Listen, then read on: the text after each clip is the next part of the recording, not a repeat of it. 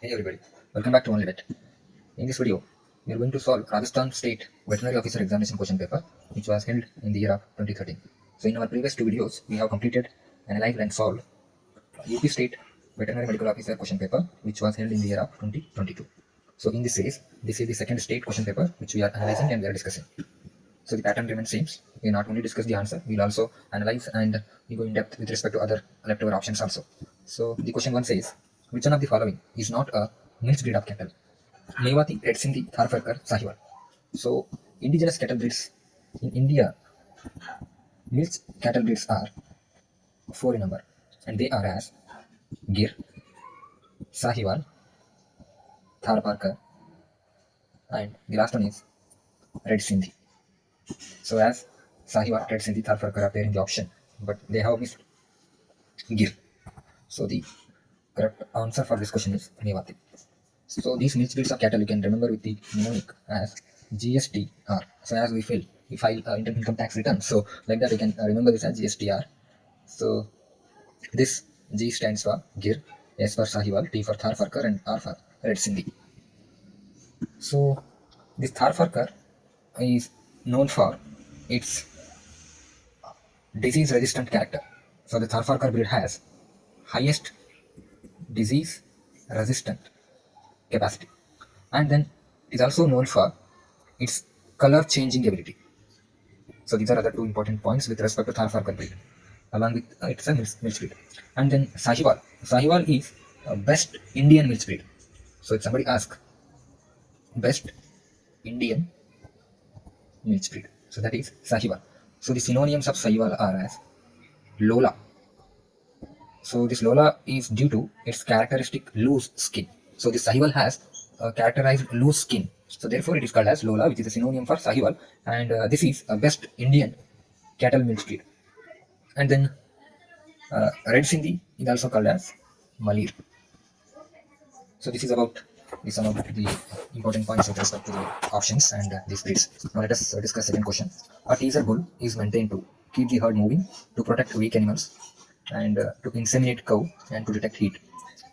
So even herd can move without the bull also to protect weak animals. So this is not the correct answer.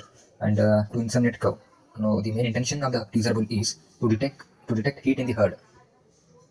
So there are some techniques are there to prepare teaser bull.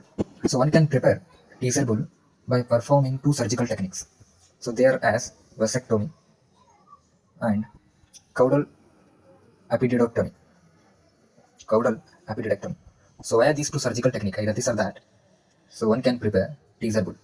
So a teaser bull is a bull which is surgically sterilized, but this bovine has its libido intact. So the libido of the bull is pretty much intact. The only thing is that it is vasectomized, so which is not suitable for the inseminating. Therefore, it aids in the detection of heat. So this is about the teaser bull and its preparation. Now question 3 says, milk fat is easily separated from milk because it is lighter than other constituents. Yes, that is true. Because it is not uniformly mixed in the milk. Because it has more specific gravity, it has less specific tension. The more appropriate answer for this question is milk fat is lighter than other constituents. So that is because only milk fat can easily separate it. So the answer is option A. Now question 4 says, dry matter percent of sheep milk. So they are asking dry matter percentage of the sheep milk. Options as 12.4, 8.5, 19.3 and 10. So the range of dry matter percent of sheep milk is between 7 to 22%. So the answer is C, that is 19.3%. So sheep milk has some other characteristic features. So sheep milk has the highest milk fat percent, that is 8.6% fat percentage is there in sheep milk. And for goat, the fat percentage 4.5, and for cow, which is also in similar line only, which is also 4.5. But for buffalo, the fat percentage is 6.6%. So this is about the question number 4. Now question number 5 says, the total time taken by a hen for ovulation until oviposition. So here, from ovulation to the oviposition, that is laying of egg. So how much time is taken by a hen? So this option says 16 to 17 hours, 19 to 20, 23 to 25, 28 to 30. So these are not, and this is much more time. So the correct answer is between 23 to 25 hours. Actually, which ranges between 24 to 26 hours. So the approx time taken by a hen for oviposition. So uterus, which is also called as shell gland. So it is because it secrete shell pigments, and then formation of cuticles occurs in the uterus. Therefore, it is called as shell gland. And in the uterus only, the maximum time will be taken by the uterus itself. That is 21 hours. So 21 hours is itself occurred in the uterus. So the maximum time the egg which is present in any structure, that is none other than uterus. And after uterus, the next part, that is magnum. So the magnum accounts for 3 hours for the total time taken by a hen to produce an egg. So, and this magnum is named because which is 38 centimeter in length. So you can also remember it as a mighty magnum. So magnum is the longest structure in its reproductive unit. And then after magnum, then it's another structure, that is isthmus. So this isthmus accounts for 1 hour 15 minutes. So in the isthmus, the egg stays for 1 hour and 15 minutes, and inside the isthmus there will be the formation of cell membranes will be taken place. So if somebody asks, arrange the following based on the time taken by an organs to formation of egg. So you can arrange them as uterus, followed by magnum, and then isthmus. So this is about the question number 5. Then question number 6 says, for proper growth of calf, whole milk feeding is desired up to the age of 30, 60, 90 days and 180 days. So it's actually till 3 months it is desirable to give whole milk feeding for a calf. So the answer is C, that is 90. Now question 7 says, which one of the following pair is not properly matched? Chick brooder, layer depleter, it should actually litter, make it correct, and then egg incubator, broiler caged. So chicks are actually undergo brooding, so which is correct, and layer are grown in deep litter system. This is also correct. Along with the layers, one can also grow the broilers in deep litter pattern also, and eggs require incubator for the incubation, which is also correct match. See here, the broiler should not be raised in the cage. So because it has some of the demerits, therefore this is not correctly matched. Now questions 8 says, the state when animal becomes sexually mature, the stage is called as calving, dry period, service period, puberty. So this is a very easy question. The correct answer is puberty. So in puberty, animal will become capable to reproduce. So that is, it starts producing the ova and spermatozoas. So at this stage, these animals become, they undergo, they reach a stage called as puberty. But maturity is a slightly different concept with respect to puberty. In maturity, it is the ability of an animal where which successfully house or hold a pregnancy. To hold or house a successful pregnancy, the organs must be well grown. So it means to say that maturity is said with respect to the growth of organs such as uterus should be well built, and enough pelvic cavity should be grown. So at such stage, the animal entered into a mature stage. So this is just a slight difference between the puberty and maturity. So now then question 9 says, which basis of selection cannot be used for selection of sire for milk production? So here they are asking for the selection method for sire, and that is based on a trait, that is milk production. So in sire, we cannot find a trait as trait for milk production. So let us discuss about the options. Performance of collateral relatives, performance of ancestor, performance of progeny, and performance of individual. So once again, please read this question. It says, which basis of selection cannot? So here they are saying, which cannot be used for selection of sire for milk production. So we cannot select a sire based on its milk performance. So that is on individual performance basis. So this can't be a selection method for sire for milk production. So the answer for this question is performance on individual basis. So this is our question number 9. Now, in question 10 says, what is the genetic covariance between half six? So the answer for this is 1/4 of additive variance. So the answer for this question is option A. Now this half VA and the 1/4 VD and variance of environmental factor is, which this is for full 6. This is the formula for genetic covariance of bull sheep, and for half sheep is half 1/4 VA. Now question 11 says the regression of breeding value is denoted as A, that is variance of A, on phenotypic value, that is variance of B. Variance of A by variance of B, which is called as heritability. So the answer for this question is heritability. So in heritability, actually it is there for narrow sense and broad sense.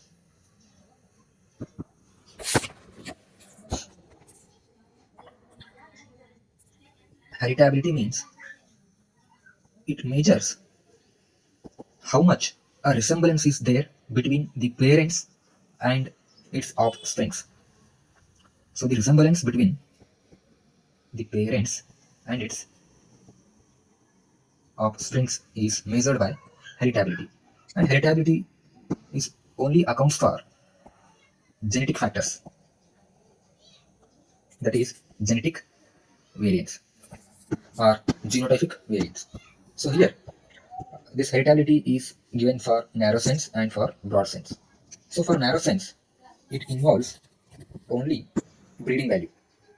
But in case of broad sense, heritability involves variance of genotype by variance of phenotype.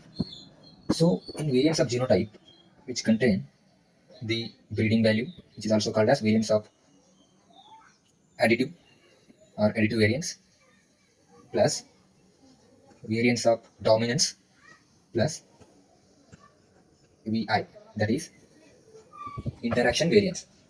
So these three combined gives variance of genotype. So this is given for broad sense. So this is about the heritability. And the range for this heritability is range between 0 to 1. So the question says the regression of breeding value on phenotypic value is repeatability, phenotypic correlation, heritability, genetic correlation. So the correct answer for this is heritability. Now let us discuss about something about repeatability. So as the name itself indicates, repeatability. So actually it measures consistency of repeated records or repeated characters in same individual. So in repeatability, along with genotype or genetic component, it also accounts for permanent environmental component. So the repeatability of an animal is also get affected by non-genetic components. So therefore, repeatability involves both genetic component as well as the permanent environmental component. In contrast to heritability, where it only accounts for genetic components. So this is about repeatability. And repeatability is actually used as a genetic parameter for the prediction of future performance of individual. To predict the individual future performance, we have to use repeatability of the individual. So this is about repeatability. And when it comes to represent repeatability, so which has the genetic variance with the permanent environmental component by the variance of phenotype. So as you can see, this repeatability contain both the genetic genotypic variance along with the permanent environmental component. So we also know the heritability is represented as variance of genotype on the variance of phenotype. So just at looking at these two formulas, so one can say that repeatability is always greater than heritability. So therefore, repeatability is also defined as upper limit of heritability. That is, it is greater than heritability. And also, repeatability range is same as heritability. That is 0 to 1. So this is about the heritability and repeatability. I hope these things are clear because these are very important topics and these have been asked many times. So now let us look at this question number 12. The buffalo breeds in India can be best improved by crossbreeding, inbreeding, selective breeding, random breeding. Inbreeding is not a method for improvement. Then random breeding is also not suggested.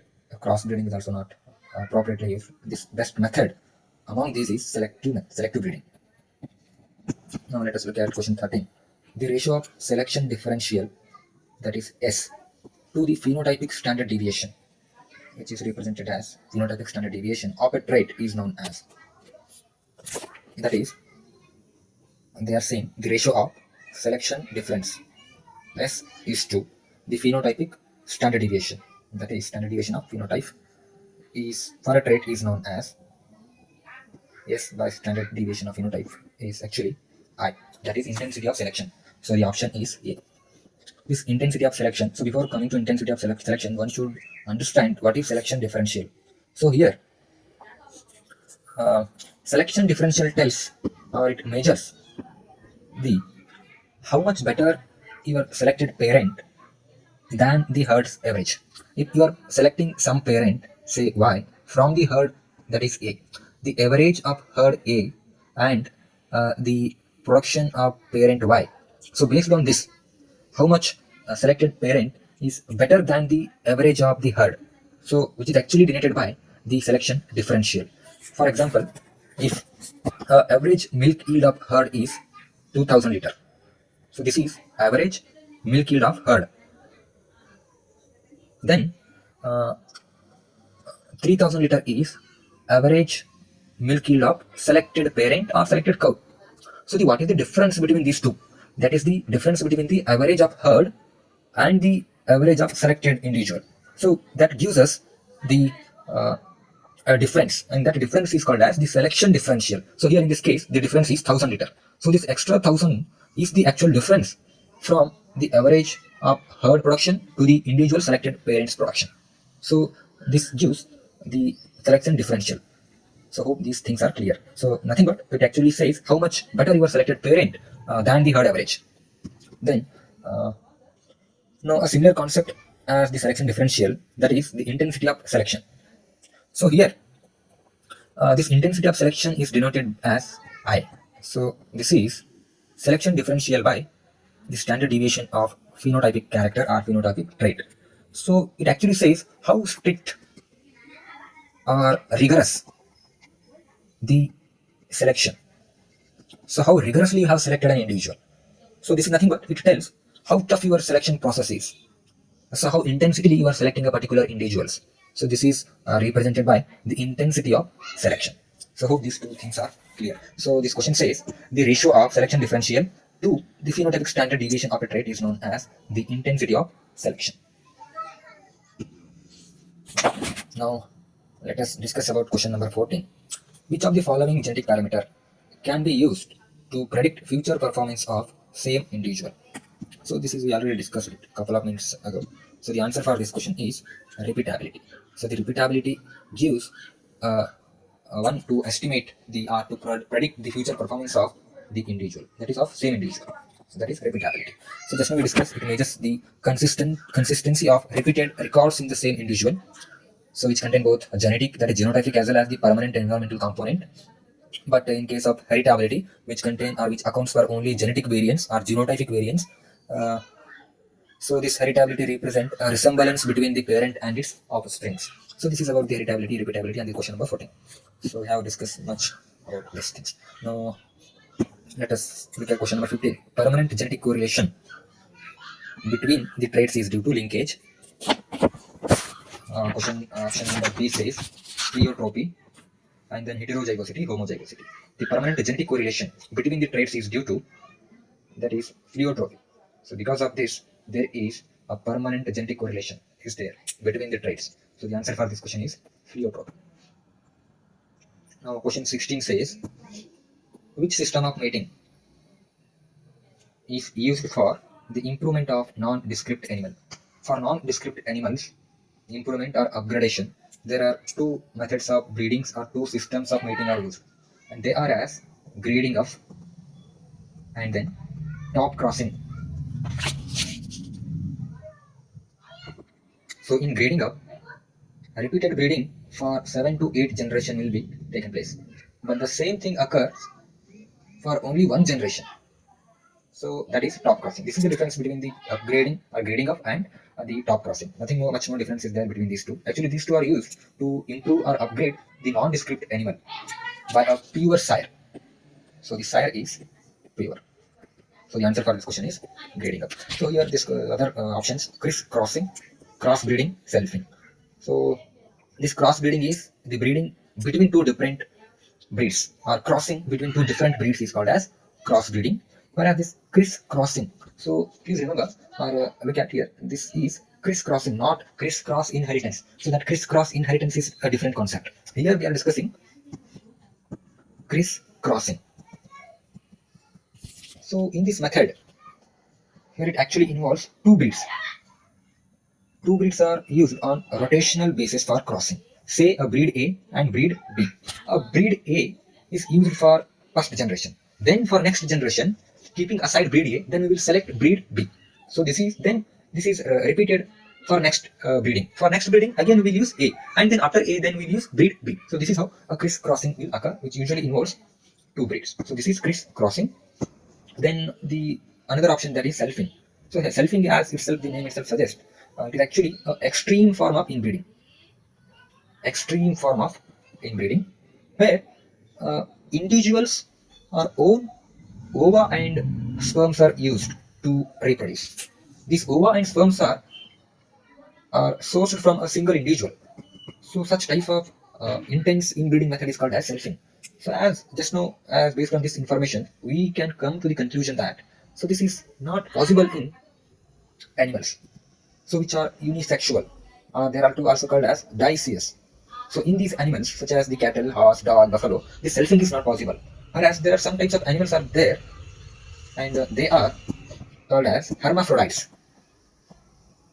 Hermaphrodites, such as examples snail, earthworm.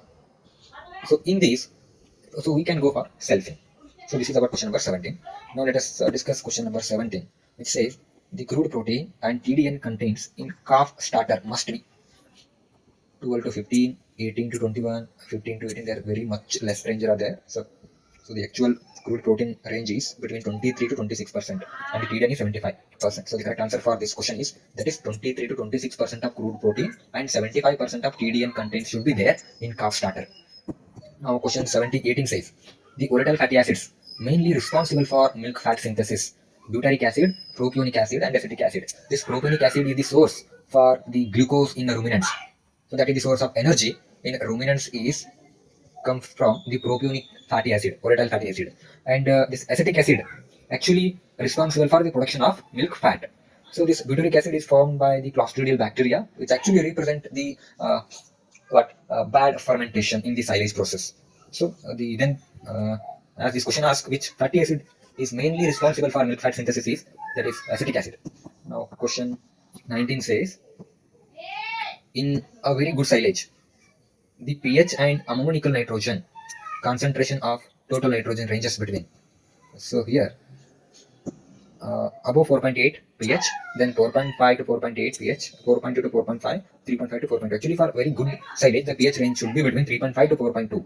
And this ammonical nitrogen should be less than the 10% of the total nitrogen present in the silage. So this is the correct parameters for to be called as a very good silage. Now question 20 says, lucerne and berseem are cereal, leguminous fodder, giant fodder, and none. So the answer for this is leguminous. Now question 21 says, glandular stomach of poultry: calf, gizzard, ceca, and proventriculus. Actually, this proventriculus is the glandular part. So whereas this gizzard is non-glandular. So which has the function of grinding or reducing. So whereas this proventriculus secrete the secretions are proventricular secretions. So therefore they contain glands. Therefore it is called as glandular stomach of poultry. So remaining questions we will discuss in next video. So do keep watching, and we are coming with more videos based on these detailed analysis of various state PCS question papers, and also our series of microbiology and mycology are running on our YouTube videos. We are also updating those videos. Thank you.